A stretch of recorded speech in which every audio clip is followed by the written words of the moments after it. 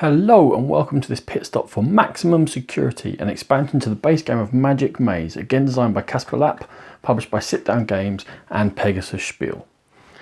Maximum Security introduces several different modules into the game with some additional tiles and some tiles to replace those in the original stack. Starters, you get guards introduced into the game. Players can control these guards according to whatever action tile they have. However, if a guard and one of the adventurers ever end up on the same tile together, they're going to get thrown into the guard room. Now the guard will start here and the adventurer will start here, and you'll have to get the guard out of the way as if you're moving an adventurer, and then move the adventurer around. However, this is a locked door, and this adventurer cannot pass through the locked door unless another adventurer is standing on a code tile, which will use up that code tile and allow a steel door to be used, which is handy because if you choose to, you can have the dwarf's exit hidden behind a steel door, and again a code space will need to be used for them to be able to get out. Now that's making things more difficult. To make things slightly easier, there are exploration spaces which can be used by players of any colour, and also a map space, and when you put an adventurer on there, that will allow an exploration from every open space of that player's colour which currently hasn't been explored from, but again use it up. This is the beholder tile. When you reveal the beholder tile, the beholder comes into play. And like the guard, the beholder will capture anyone who happens to be on the same tile as it. However, the beholder moves in a very different way. In order to move the beholder, you must have an adventurer on the space of the direction you want the beholder to move.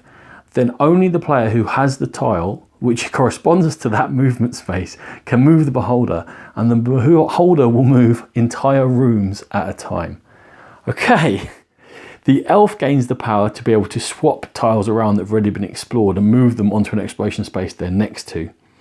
The mage has got the ability to have a couple of spells during the game which have 10 different effects, including the ability to walk through walls or turn invisible so the beholder and the guards can't see them. Now we don't have enough guards, do we? So we've got the ability to bring one guard into play on each of the yellow, green and purple exits should we need to.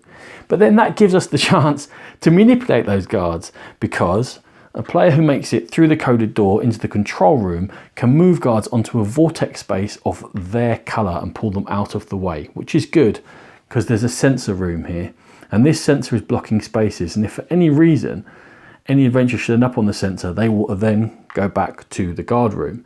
Now that wouldn't be a problem apart from the fact that yellow has to get here in order to win the game, and not only that, but yellow has to get all the way around the room, and there still has to be a player on here to control the rotation of the sensor to give players a chance of winning.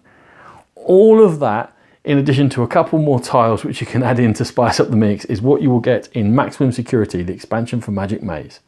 This has been a pit stop video. For more videos like this, please find the Game Pit channel on YouTube. And for more in-depth coverage of games, please find the Game Pit podcast.